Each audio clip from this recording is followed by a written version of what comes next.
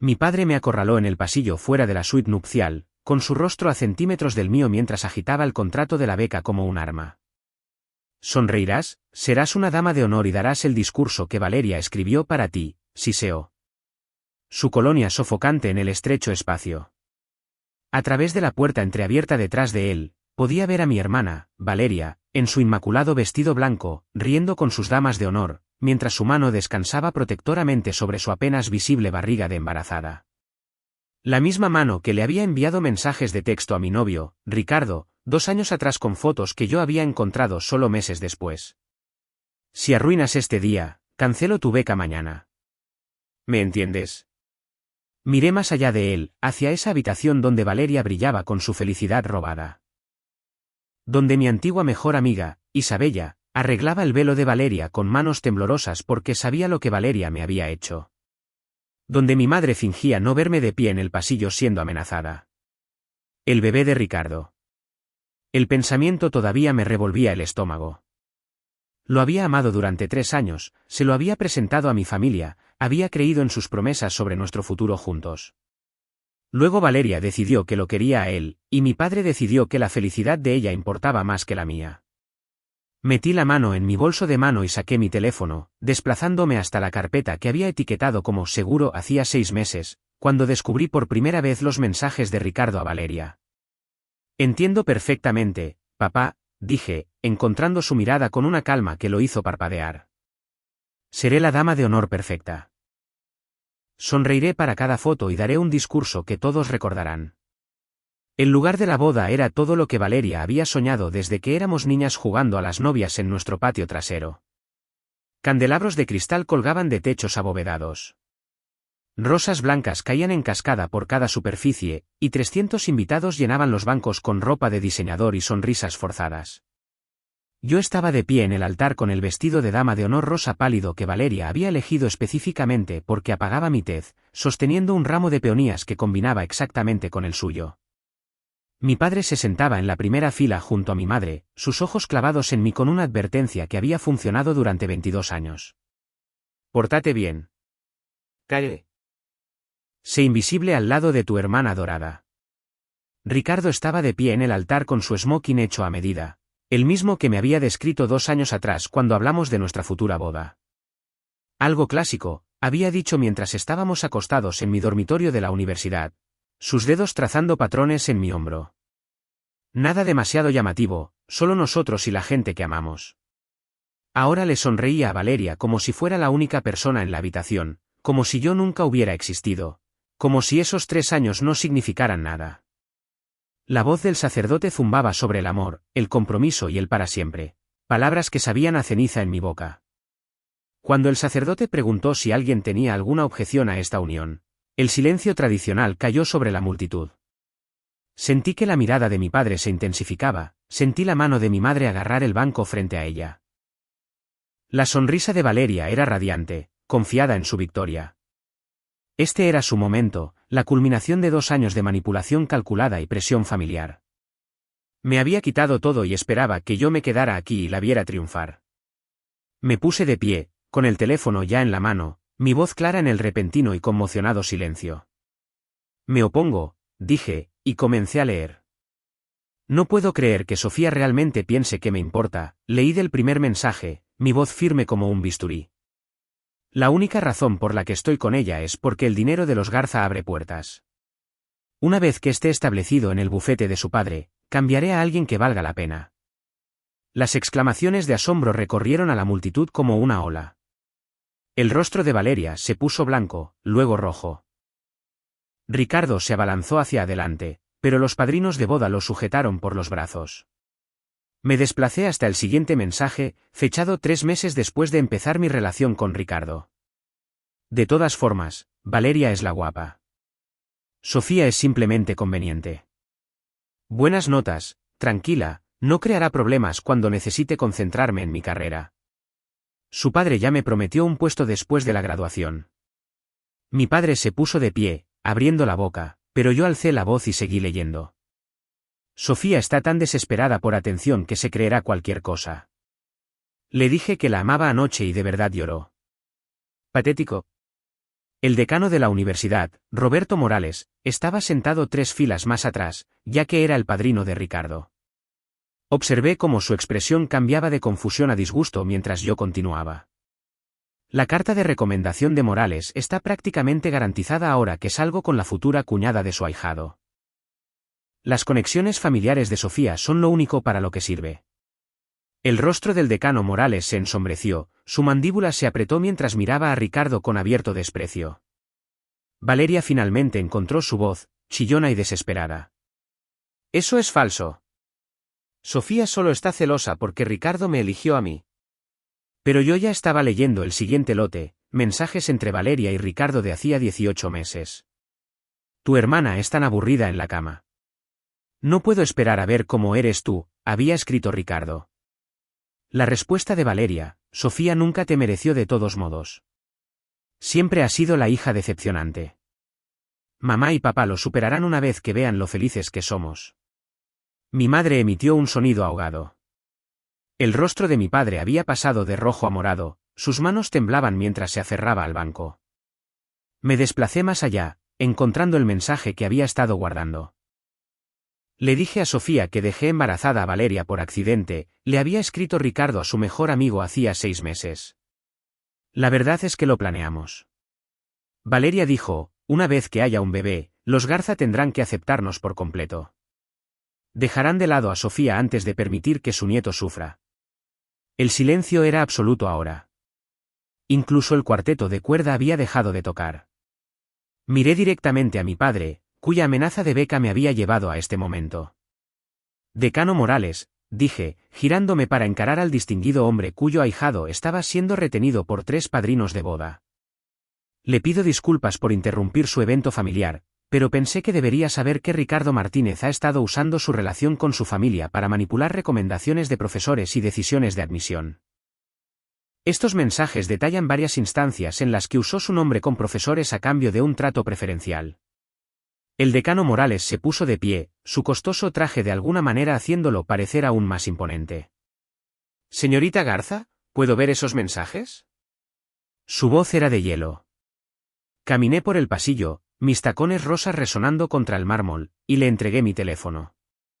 Los invitados a la boda estaban congelados. 300 testigos de la destrucción del día perfecto de mi hermana. Valeria estaba llorando ahora, el rímel corriendo por su rostro mientras Ricardo gritaba sobre privacidad, mentiras y manipulación. Pero el decano Morales se desplazaba a través de meses de mensajes, su expresión oscureciéndose con cada deslizamiento. «Estos mensajes hacen referencia a al menos 4 instancias de fraude académico», dijo en voz alta, dirigiéndose a la sala, incluyendo cartas de recomendación falsificadas, respuestas de examen compradas y trabajos de tesis plagiados. Miró a Ricardo con puro desprecio. «Estás expulsado. Con efecto inmediato. Me pondré en contacto con la Barra Mexicana, Colegio de Abogados, para asegurarme de que nunca ejerzas la abogacía». Luego se volvió hacia mí, su rostro severo suavizándose ligeramente. «Señorita Garza, recuerdo su solicitud de hace 2 años. Promedio de calificaciones perfecto, recomendaciones excepcionales, trabajo voluntario en 3 clínicas de asistencia legal. La rechazamos porque ya habíamos aceptado a Ricardo basándonos en lo que ahora sé que era una solicitud fraudulenta». El rostro morado de mi padre se había vuelto pálido. Me había obligado a conformarme con una universidad más pequeña, una beca parcial, recordatorios constantes de que no era tan exitosa como Valeria. La beca que había amenazado con cancelar esta mañana valía 540.000 pesos. Yo había tenido 3 trabajos para cubrir el resto de mi matrícula mientras Valeria vivía en un apartamento de lujo pagado por nuestros padres. «Me gustaría ofrecerle una beca completa para nuestro programa de Derecho», continuó el decano Morales, «incluyendo un estipendio para gastos de manutención y un puesto garantizado en nuestro programa de honores. Claramente cometimos un error de juicio hace 2 años, y me gustaría corregirlo». Miró a Ricardo con disgusto. «Asumiendo que esté interesada en asistir a una escuela que valora el mérito real por encima de las conexiones familiares y la manipulación». El lugar estalló. Valeria se derrumbó en los brazos de su dama de honor principal, lamentándose por su boda arruinada. Ricardo estaba siendo escoltado fuera por seguridad, todavía gritando amenazas sobre demandas y venganza. Mi madre estaba sentada, congelada en su banco, su maquillaje perfecto manchado de lágrimas. Y mi padre estaba solo en su smoking hecho a medida. El contrato de la beca que me había agitado esta mañana colgando lánguidamente en su mano. Estaba viendo el cuento de hadas de su hija dorada explotar en un escándalo, mientras su hija decepcionante recibía todo lo que él le había negado. Acepté la oferta del decano Morales frente a 300 testigos, mi voz clara e inquebrantable. Mi padre tropezó hacia mí a través del caos, su rostro una máscara de conmoción y horror naciente. Sofía, necesitamos hablar en privado, logró decir, pero yo retrocedí, manteniendo el pasillo entre nosotros. Los invitados estaban sacando sus teléfonos, tecleando frenéticamente. Para esta noche, este desastre de boda estaría por todas las redes sociales, y el nombre de la familia Garza que mi padre había sacrificado todo para proteger sería sinónimo de fraude y traición. La recepción cuidadosamente planeada de Valeria se transformó en una especie de escena del crimen. El personal del lugar se llevaba el pastel de 5 pisos mientras los confundidos equipos de catering empacaban comida intacta. Isabella, mi antigua mejor amiga, se me acercó cerca de la mesa de regalos, su vestido de dama de honor a juego con mi propio humillante rosa. Quise decírtelo tantas veces, susurró, las lágrimas corriendo por su rostro. Valeria me hizo prometer que no lo haría. Dijo que destruiría a la familia. La familia ya estaba destruida, respondí, viendo a mi padre tratar de calmar a parientes histéricos que exigían explicaciones. Yo solo hice que todos los demás lo vieran. Isabella me entregó una memoria USB, sus manos temblaban. Hay más. Valeria mantuvo un diario en su computadora portátil sobre todo el asunto. Cómo sedujo a Ricardo. Cómo convenció a tus padres de que eras demasiado inestable para la escuela de Derecho. Cómo consiguió que Ricardo saboteara tu solicitud original a la Universidad Central de México. Copié todo anoche porque ya no podía ver cómo sucedía esto. Guardé la unidad, tomando notas mentales. Mi padre le había dicho al decano Morales 2 años atrás que yo estaba lidiando con problemas de salud mental que me hacían inadecuada para su riguroso programa. Nunca me habían evaluado, nunca había mostrado signos de inestabilidad. Solo era mi padre cubriendo las maquinaciones de Valeria, protegiendo a su hija favorita a cualquier costo. El panorama completo se estaba volviendo claro ahora, y era mucho peor de lo que había imaginado.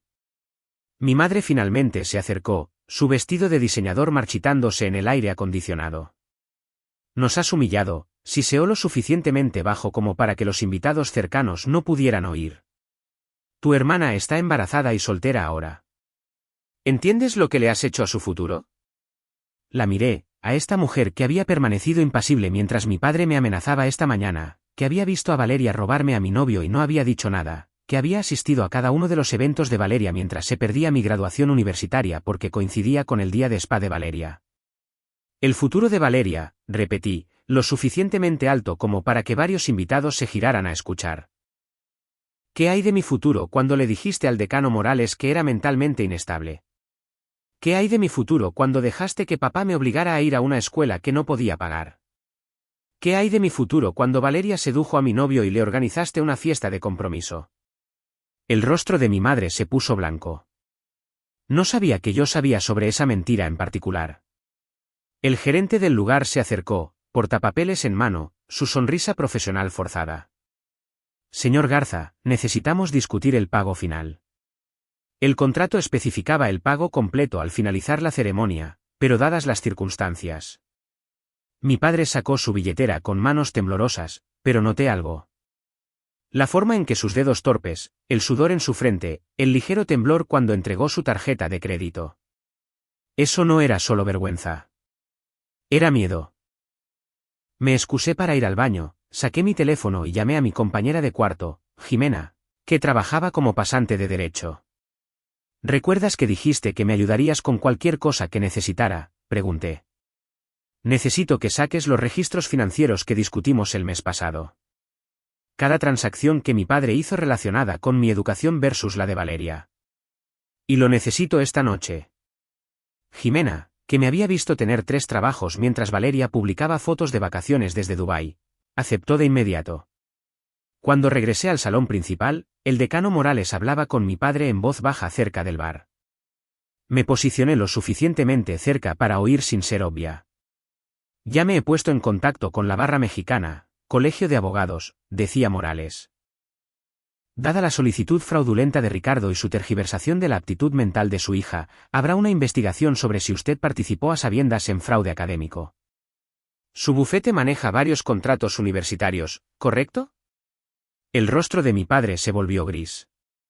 Garza y Asociados tenía 3 contratos importantes con la Universidad Central de México por un valor aproximado de 36 millones de pesos anuales. Si la investigación encontraba fraude deliberado, esos contratos serían terminados, y la reputación de mi padre en los círculos legales sería destruida. Lo vi procesar esto, vi los cálculos suceder detrás de sus ojos, lo vi darse cuenta de que proteger a Valeria le había costado todo lo que había pasado 30 años construyendo. Valeria me encontró cuando estaba recogiendo mi abrigo. Su maquillaje estaba arruinado, su vestido rasgado en el dobladillo donde había intentado perseguir a Ricardo. Destruiste mi vida, sollozó, agarrando mi brazo con la fuerza suficiente para dejar un moretón. ¿Lo amaba? Íbamos a ser una familia. Le quité suavemente la mano, notando cómo los invitados observaban, con los teléfonos todavía grabando. Cada momento de este desastre sería preservado para siempre. Tú destruiste mi vida hace 2 años, dije con calma. Simplemente no te diste cuenta porque estabas demasiado ocupada disfrutando del botín. Levanté mi teléfono, mostrándole la pantalla donde había sacado más mensajes. ¿Sabías que Ricardo te estaba engañando con al menos otras 3 mujeres? Todas ellas conectadas a familias poderosas que quería impresionar. El rostro de Valeria se descompuso. O que les dijo a sus amigos que el bebé era su plan de jubilación porque esperaba que papá estableciera un fondo fiduciario. Valeria se arrodilló en el suelo de mármol, su vestido blanco amontonándose a su alrededor como un paracaídas desinflado. Nuestra madre corrió hacia ella, lanzándome una mirada de puro veneno, pero ya no me importaban sus opiniones. El decano Morales apareció a mi lado con una carta formal en papel con membrete de la universidad. La oferta de beca por escrito. También he incluido información de contacto de nuestra oficina de vivienda, dijo. Tenemos apartamentos para graduados disponibles de inmediato si desea transferirse de escuela para el semestre de primavera. El semestre de primavera comenzaba en 6 semanas. Podría estar fuera de la casa de mi padre, lejos de los dramas de Valeria, libre de las amenazas de becas y la manipulación. Firmé la carta de aceptación allí mismo, usando la mesa de regalos como escritorio, rodeada de regalos sin abrir para una boda que nunca se completaría. Mi padre observaba desde el otro lado de la sala, su imperio desmoronándose a su alrededor, y no sentí nada más que una fría satisfacción. A la mañana siguiente, me desperté con 73 llamadas perdidas y 216 mensajes de texto. El desastre de la boda se había vuelto viral durante la noche con hashtags como mensajes del infierno y venganza con becas siendo tendencia en múltiples plataformas. Alguien había grabado mi lectura de los mensajes de Ricardo y lo había publicado en todas partes. Para el desayuno, 3 importantes medios de comunicación habían solicitado entrevistas sobre fraude académico y manipulación familiar. Mi padre apareció en el umbral de mi habitación a las 7 de la mañana, todavía con la camisa arrugada del smoking de ayer. Tenemos que contener esto, dijo, su voz ronca por lo que supuse fue una noche de llamadas de gestión de crisis. El decano Morales amenaza con retirar todos los contratos universitarios. El Colegio de Abogados está abriendo una investigación. La Junta de Caridad de tu madre exige su renuncia. Valeria no deja de llorar. Tienes que hacer una declaración diciendo que esos mensajes fueron fabricados. Levanté la vista de mi computadora portátil donde estaba llenando el papeleo de transferencia para la Universidad Central de México. No. Su rostro enrojeció.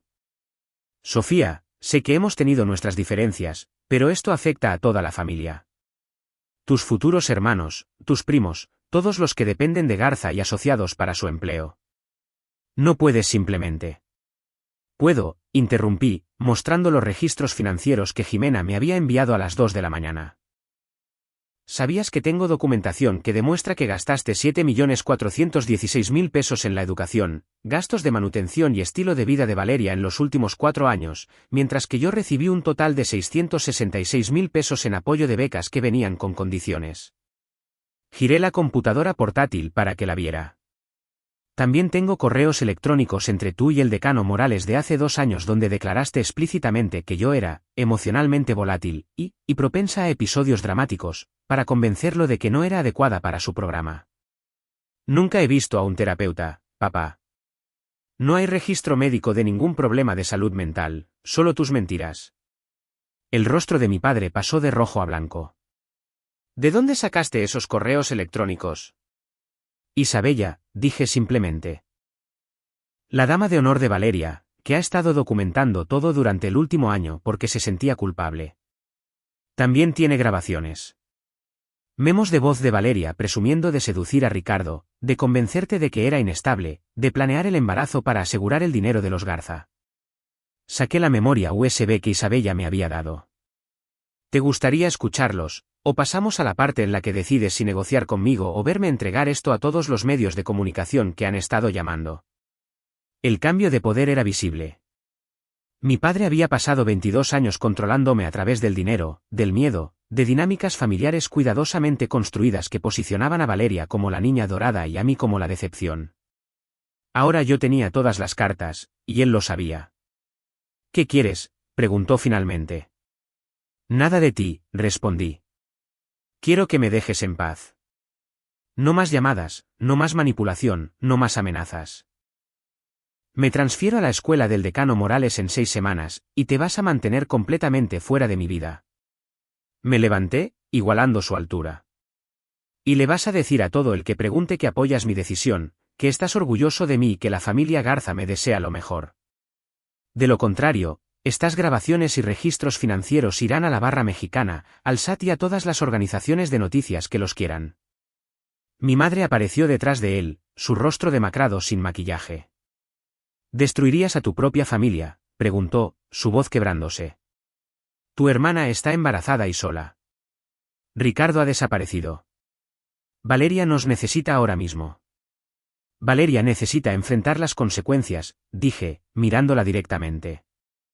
Y tú necesitas explicarle a tu junta de caridad por qué permitiste el fraude académico y la manipulación financiera.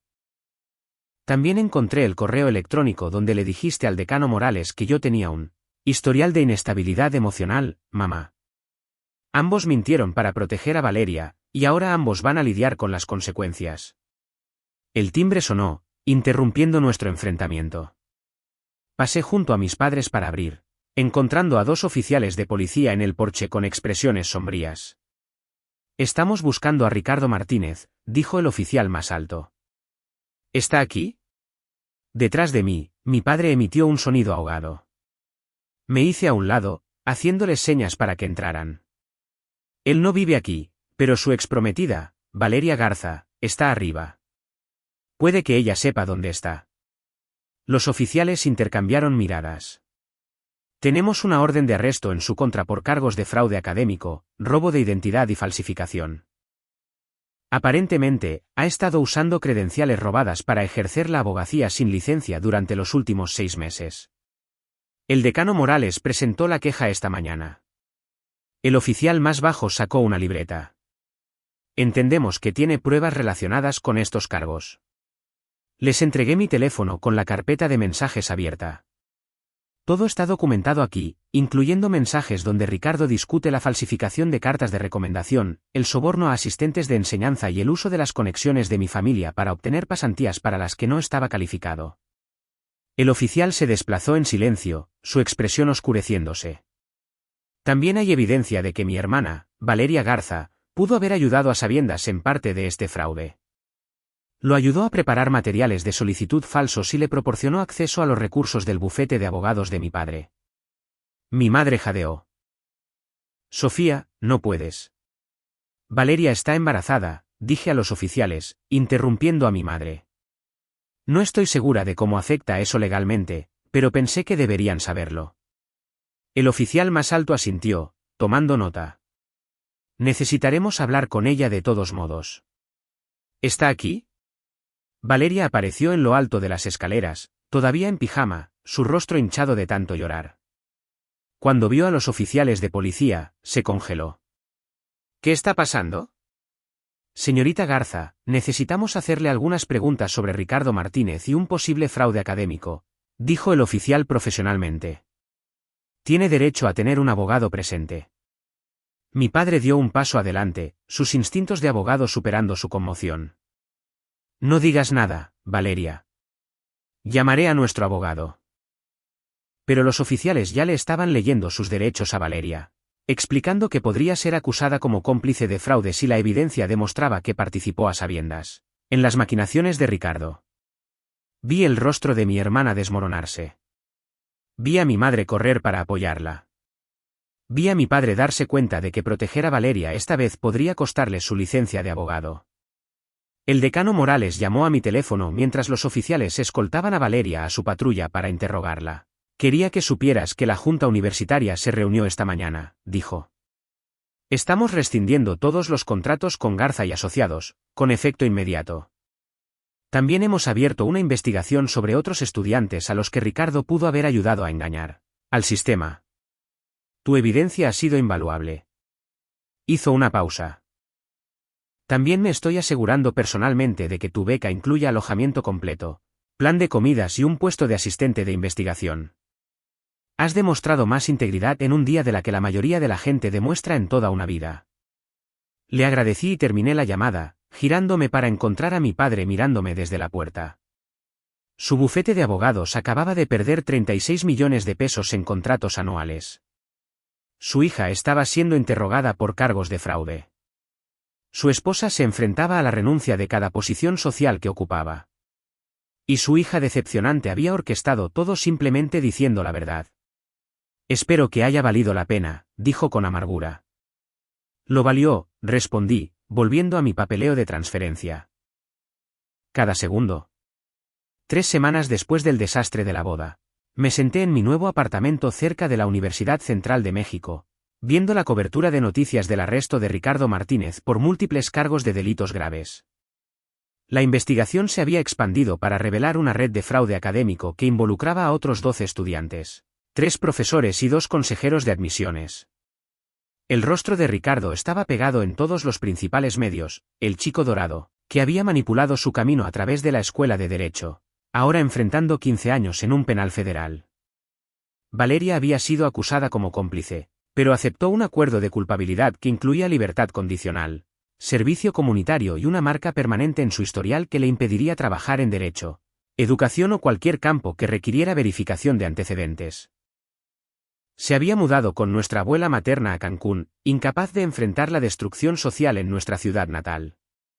El bebé nacería en 4 meses y, según las renuentes actualizaciones de mi abuela, Valeria pasaba la mayoría de los días llorando y negándose a salir de casa. El bufete de mi padre estaba bajo investigación federal. 3 clientes importantes habían rescindido sus contratos, y 2 socios menores habían renunciado para distanciarse del escándalo. Garza y Asociados, que había empleado a 23 personas y generado 90 millones de pesos anuales, estaba perdiendo dinero y reputación a raudales. Mi padre había envejecido 10 años en 3 semanas, su cabello de repente más canoso, su rostro surcado de estrés. Mi madre había renunciado a todas las juntas de caridad, todos los comités sociales, todas las posiciones que había ocupado en nuestra comunidad. Sus mejores amigas habían dejado de atender sus llamadas. El club de campo le había sugerido amablemente que suspendiera su membresía. La mujer que había construido toda su identidad en la posición social y el prestigio familiar era ahora una paria, y me culpaba completamente a mí. Recibí una carta de mi madre un martes por la tarde, entregada en mi nueva dirección a pesar de mis instrucciones de no contacto. La letra era temblorosa, el papel manchado de lágrimas. Has destruido a esta familia, escribió. Tu padre puede perder su licencia de abogado. Valeria es una madre soltera sin perspectivas. Yo he perdido todo por lo que trabajé. ¿Y para qué? ¿Venganza? ¿Orgullo? Podrías haber manejado esto en privado, pero elegiste la humillación pública. Espero que estés satisfecha contigo misma. Estaba satisfecha. Profunda y completamente satisfecha. Había pasado 22 años siendo invisible, escuchando que no era tan inteligente como Valeria, que no era tan bonita como Valeria, que no era digna de la misma inversión y apoyo. Había tenido 3 trabajos mientras Valeria vacacionaba en Europa. Había estudiado en un apartamento compartido con 4 compañeras de cuarto mientras Valeria vivía en el lujo. Me habían dicho que era mentalmente inestable mientras elogiaban a Valeria por su ambición.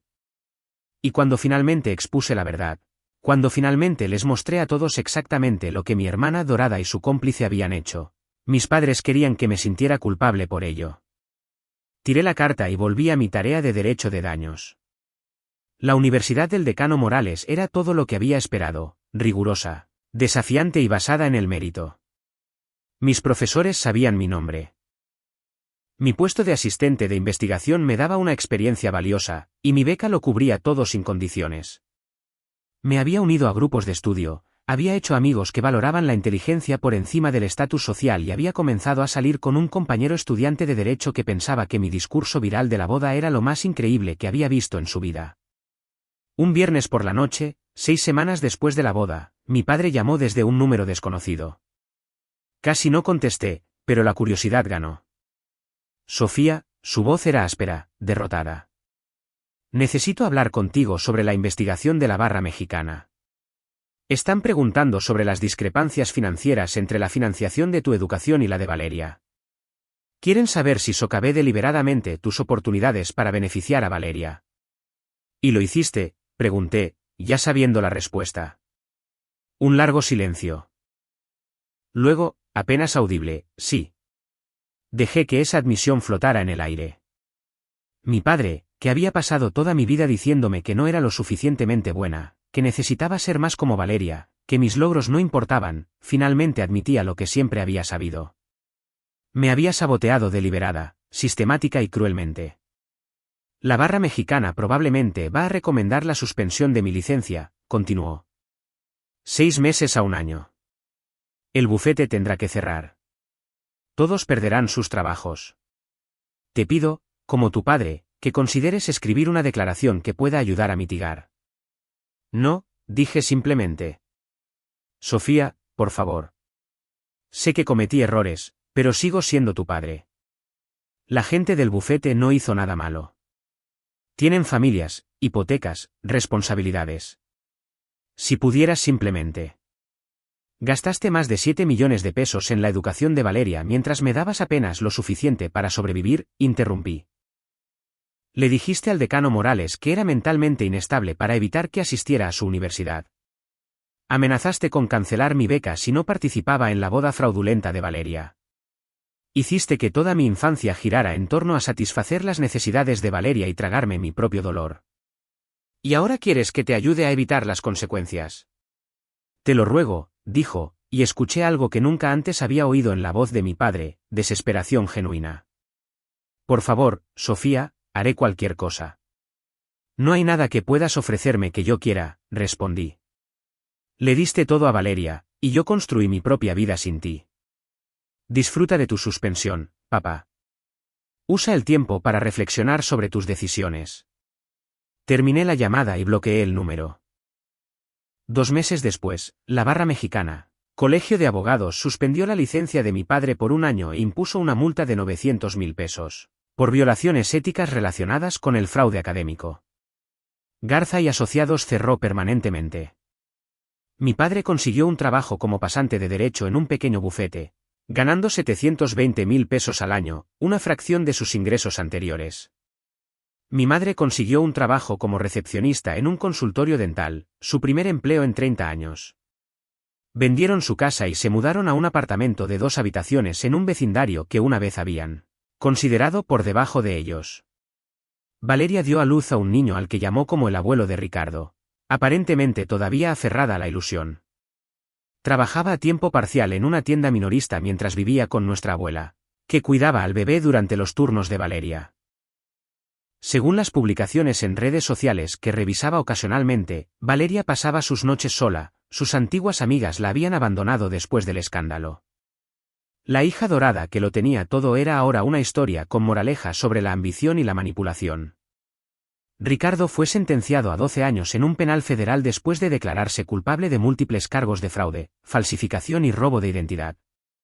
El juez se refirió específicamente a los mensajes que había leído en la boda, llamándolos una ventana perturbadora a una sociopatía calculada. Los padres de Ricardo lo repudiaron públicamente. Su padrino, el decano Morales, dio una declaración llamando al comportamiento de Ricardo una traición a cada valor que nuestra familia tiene. Ricardo tendría casi 40 años al ser liberado, su carrera de abogado destruida antes de empezar, su reputación permanentemente arruinada. Me gradué con los más altos honores de la Universidad Central de México 3 años después, la primera de mi clase con ofertas de 6 prestigiosos bufetes. Acepté un puesto en un bufete de abogados corporativos en la Ciudad de México, ganando 4.320.000 pesos anuales, más de lo que mi padre había ganado jamás en Garza y Asociados. Mi apartamento tenía ventanas de piso a techo con vistas al Parque Chapultepec, pagado enteramente por mi propio éxito. El decano Morales asistió a mi graduación, sentado con mi abuela, que había volado desde Cancún. Mis padres no fueron invitados. Valeria envió una tarjeta que tiré sin leer. Ricardo todavía estaba en prisión, le quedaban 9 años de su sentencia. Lo último que supe es que trabajaba en la biblioteca del penal y se le había negado la libertad condicional 2 veces. Mi antigua compañera de cuarto, Isabella, que había ayudado a exponer las maquinaciones de Valeria, se convirtió en mi amiga más cercana. Se había transferido a otra escuela de derecho, y ahora ejercíamos en bufetes competidores, reuniéndonos para almorzar semanalmente para reírnos de lo lejos que habíamos llegado. ¿Recuerdas cuando te levantaste en esa boda?, preguntó durante un almuerzo. Pensé que estabas loca. Resulta que eras una genio. Estaba enojada, corregí. Pero la ira no siempre es mala si la canalizas correctamente. En el aniversario de la boda arruinada de Valeria, recibí una carta de mi padre en mi oficina de la Ciudad de México. Había encontrado mi dirección de trabajo de alguna manera, decidido a mantener el contacto a pesar de mis deseos explícitos. Estoy orgulloso de ti, decía la carta. A pesar de todo, has logrado más de lo que jamás imaginé. Tal vez podríamos cenar alguna vez. Me gustaría intentar reconstruir nuestra relación. Trituré la carta sin responder. Hay puentes que no vale la pena reconstruir. Hay familias que no vale la pena salvar. Mi padre había elegido a Valeria por encima de mí cada día de mi vida hasta que las consecuencias se volvieron inevitables. Ahora quería el crédito por mi éxito. Quería reclamar algún papel paternal en los logros que había intentado activamente prevenir. La respuesta era no. Siempre sería no. Mi madre intentó enviar un mensaje de texto desde un número nuevo. El hijo de Valeria pregunta por su tía a veces. Ahora tiene 3 años. ¿No quieres conocer a tu sobrino? Bloqueé el número de inmediato. El hijo de Valeria era inocente, pero no tenía ninguna obligación de mantener relaciones con personas que no me habían mostrado nada más que crueldad. Que Valeria le explicara a su hijo algún día por qué su tía no estaba en sus vidas. Que admitiera lo que hizo. A los 30 años, me convertí en socia de mi bufete, la más joven en la historia de la compañía. La celebración incluyó champán, felicitaciones de colegas que no sabían nada de mi historia familiar y una llamada telefónica del decano Morales, que había seguido mi carrera con orgullo de abuelo. Tu éxito es el mejor resultado posible de esa terrible situación, dijo. Tomaste lo peor de ellos y lo convertiste en lo mejor de ti. Mientras tanto, mi padre seguía trabajando como pasante de derecho, mi madre seguía contestando teléfonos en el consultorio dental, y Valeria seguía viviendo con nuestra abuela, trabajando en ventas al por menor, criando a un hijo sola. Habían elegido sus caminos a través de la manipulación, las mentiras y el favoritismo. Yo había elegido el mío a través de la honestidad, el trabajo duro y la negativa a aceptar su narrativa sobre mi valía. Nunca los perdoné. Nunca me sentí culpable por las consecuencias que enfrentaron. Habían plantado semillas de crueldad y engaño, y yo simplemente me había asegurado de que cosecharan exactamente lo que habían sembrado. La hija dorada se había deslustrado. La hija decepcionante se había vuelto de oro.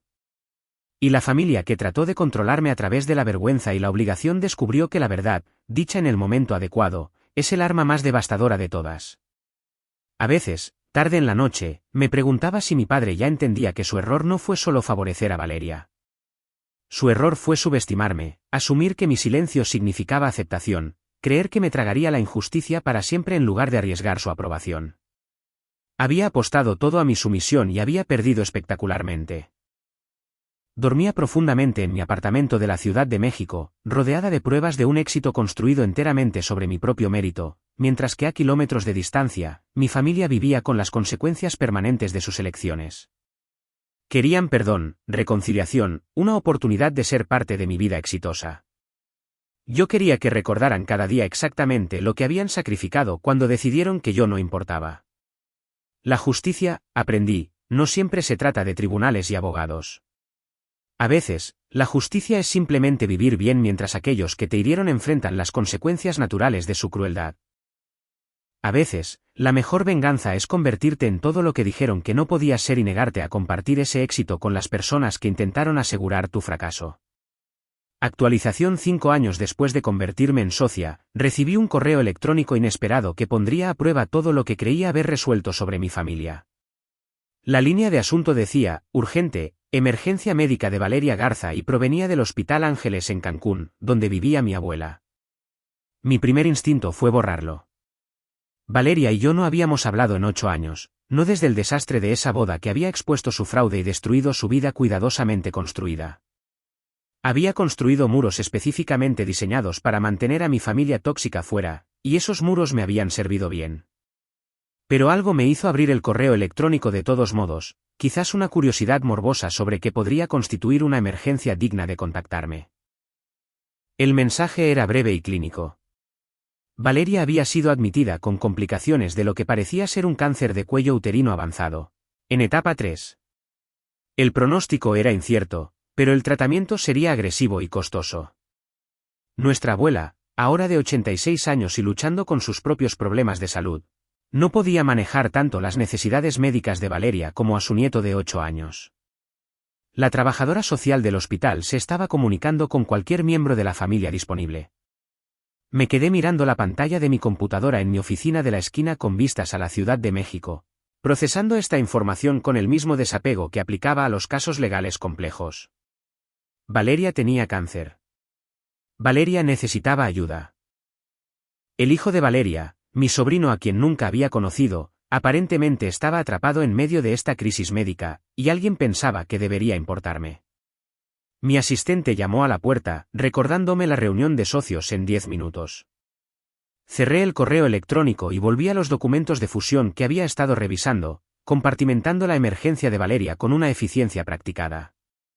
Tenía una llamada en conferencia con Shanghái a las 6, una preparación de deposición a las 8 y una cena con un cliente a las 9.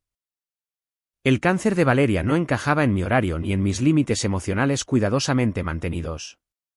Pero el correo electrónico me persiguió durante la reunión de socios, durante la llamada de Shanghái, durante la preparación de la deposición, no porque me sintiera culpable. Hacía mucho que había procesado y liberado cualquier obligación hacia la familia que me había tratado como prescindible. Lo que me molestaba era el niño de 8 años, el hijo de Valeria, mi sobrino. Un niño que no había hecho nada malo pero que estaba a punto de aprender lo que significaba tener una madre con cáncer y una familia fracturada más allá de toda reparación. Esa noche, en lugar de asistir a la cena con el cliente, llamé al hospital en Cancún. La trabajadora social, una mujer de voz cansada llamada Patricia, confirmó los detalles. El cáncer de Valeria era avanzado, probablemente porque había evitado la atención médica por falta de seguro. El tratamiento requeriría cirugía, quimioterapia y radiación. El costo estimado superaba los 5.400.000 pesos. Valeria trabajaba en ventas al por menor con beneficios mínimos. Nuestra abuela vivía de la seguridad social. Nuestros padres, todavía trabajando en empleos de nivel inicial para recuperarse de su colapso financiero de hace 8 años, no tenían nada que contribuir. ¿Y el padre del niño?, pregunté, ya sabiendo la respuesta. En prisión, respondió Patricia con naturalidad. Sin recursos financieros. La abuela del niño está haciendo lo mejor que puede, pero es anciana y lidia con sus propios problemas de salud. Estamos considerando la posibilidad de colocarlo en un hogar de acogida si no podemos estabilizar la situación familiar. Hogar de acogida.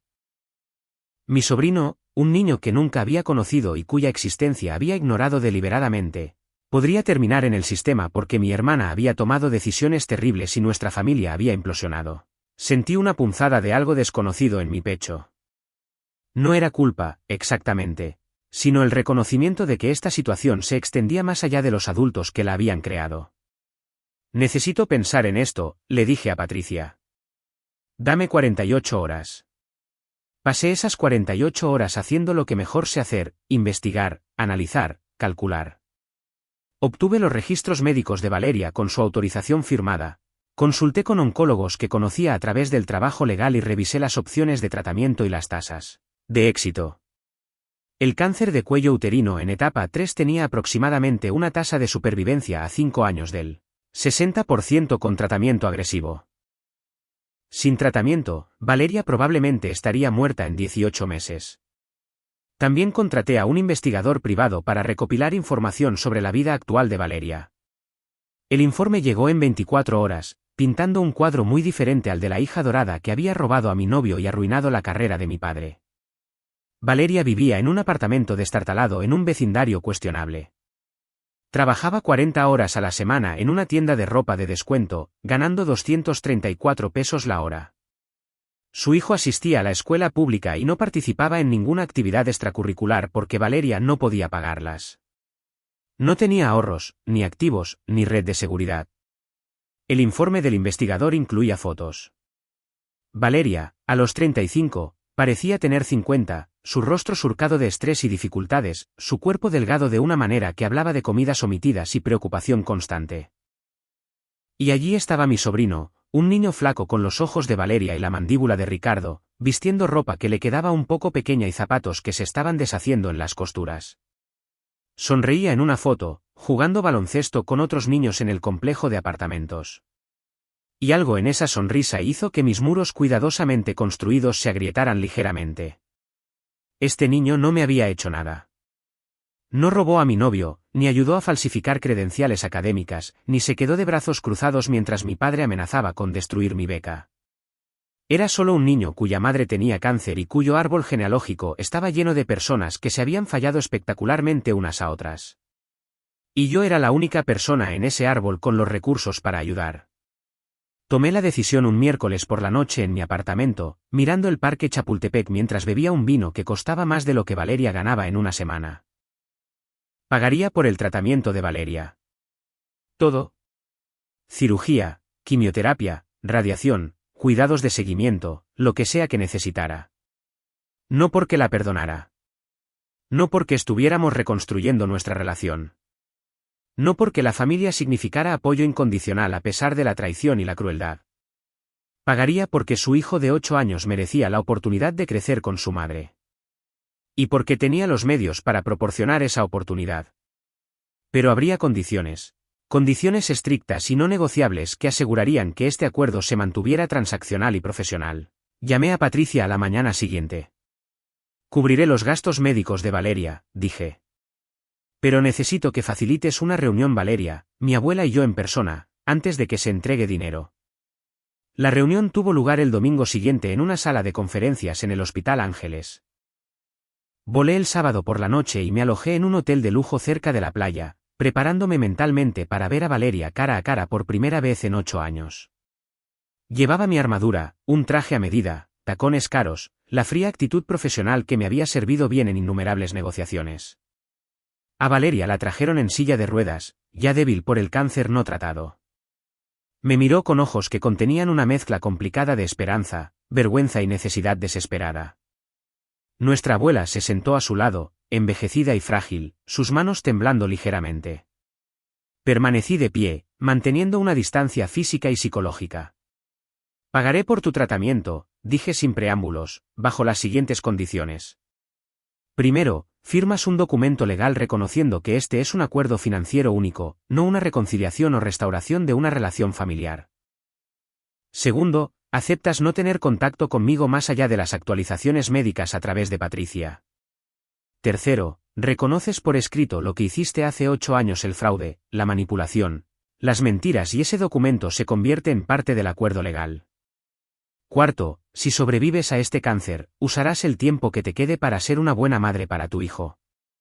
Y si alguna vez pregunta por mí, le dirás la verdad sobre por qué no estamos en contacto. Los ojos de Valeria se llenaron de lágrimas.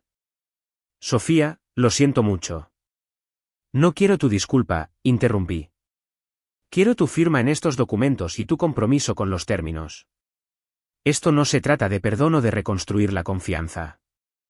Se trata de darle a tu hijo la oportunidad de tener a su madre, porque él se lo merece aunque tú no. Mi abuela habló por primera vez, su voz temblorosa. Sofía, cariño, es tu hermana. ¿Eso no significa nada? Significó algo hace 8 años, respondí, mirando directamente a mi abuela, que había permitido gran parte del comportamiento de Valeria. Significó algo cuando yo tenía 3 trabajos mientras Valeria vacacionaba en Europa. Significó algo cuando papá amenazó mi beca para hacerme participar en su boda fraudulenta. Significó algo cuando ella vio a Ricardo robar mi futuro y no hizo nada para detenerlo. La familia significaba todo para mí hasta que mi familia me enseñó que no significaba nada para ellos. Coloqué los documentos sobre la mesa, 20 páginas de acuerdos legales redactados por los mejores abogados de contratos de mi bufete. Valeria recibiría financiación completa para su tratamiento contra el cáncer a cambio de un reconocimiento por escrito de sus acciones pasadas, términos de no contacto permanente conmigo y un compromiso de ser una madre honesta si sobrevivía. Valeria leyó los documentos lentamente, las lágrimas corrían por su rostro. ¿De verdad me odias tanto? No te odio, dije con sinceridad. Ya no siento nada por ti. Pero puedo permitirme salvarte la vida, y tu hijo merece tener a su madre si eso es médicamente posible. Así que te ofrezco la supervivencia con condiciones. Puedes aceptar o rechazar. Ella firmó. También lo hizo nuestra abuela como testigo. Hice que los documentos fueran notariados de inmediato por un administrador del hospital que Patricia había dispuesto que estuviera disponible. El tratamiento de Valeria comenzó la semana siguiente, financiado por un fideicomiso médico que establecí específicamente para este propósito. Regresé a la Ciudad de México y reanudé mi vida, consultando semanalmente con Patricia para obtener actualizaciones, pero manteniendo cero contacto directo con Valeria o nuestra abuela. El tratamiento fue brutal. Valeria soportó una cirugía que le extirpó el cuello uterino y el tejido circundante, seguida de 6 meses de quimioterapia y radiación agresivas. Perdió el cabello. Perdió 15 kilos que no podía permitirse perder y pasó semanas hospitalizada con complicaciones. A través de todo, Patricia me envió actualizaciones clínicas que leí con desapego profesional. Valeria está respondiendo al tratamiento. Valeria ha desarrollado una infección. Los marcadores tumorales de Valeria están disminuyendo. Mi sobrino se quedaba con nuestra abuela durante lo peor, faltando a la escuela ocasionalmente pero manteniendo buenas calificaciones a pesar del caos.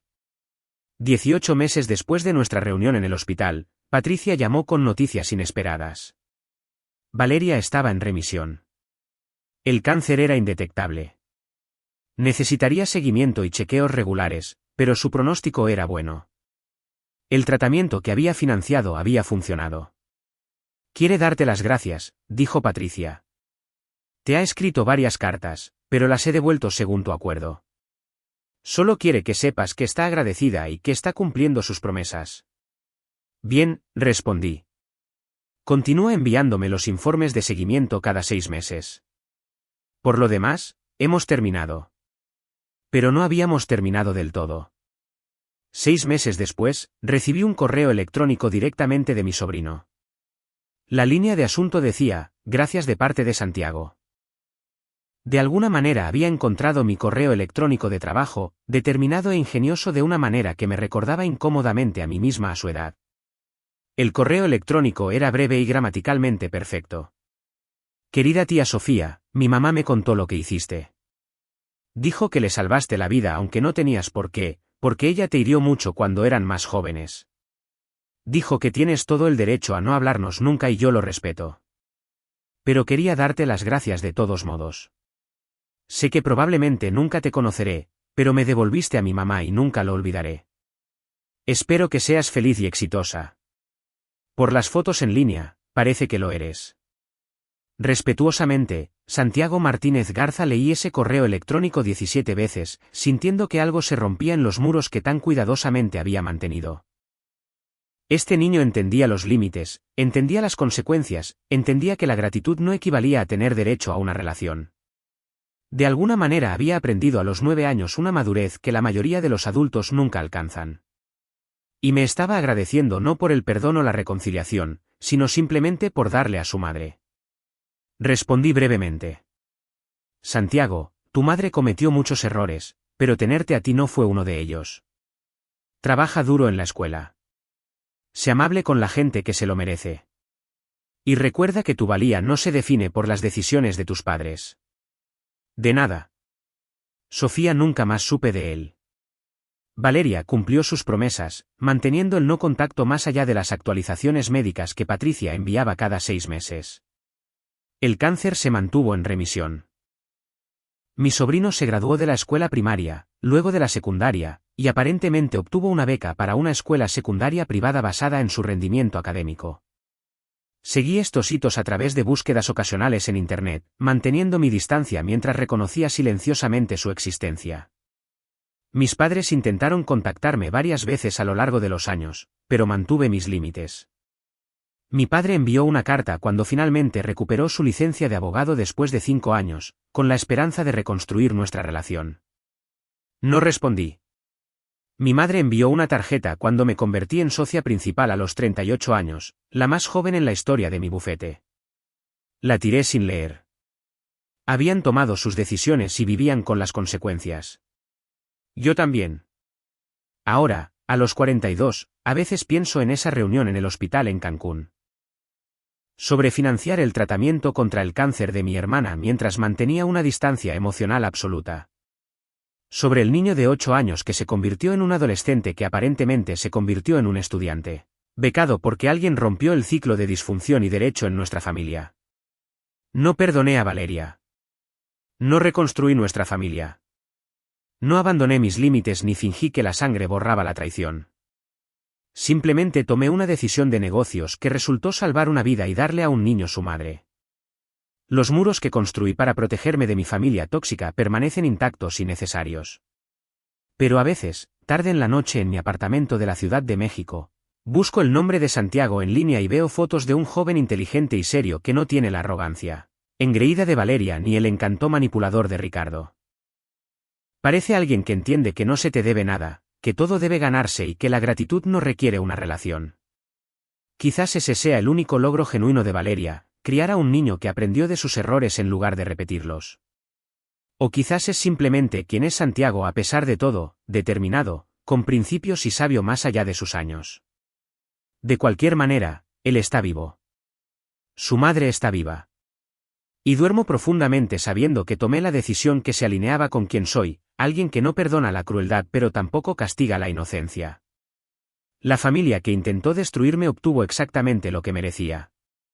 El niño atrapado en las secuelas obtuvo lo que merecía también, una oportunidad. Y yo permanezco exactamente donde me gané el derecho a estar. Gracias por ver este vídeo. No olvides darle me gusta y suscribirte al canal de Secretos Revelados para no perderte las últimas historias emocionantes.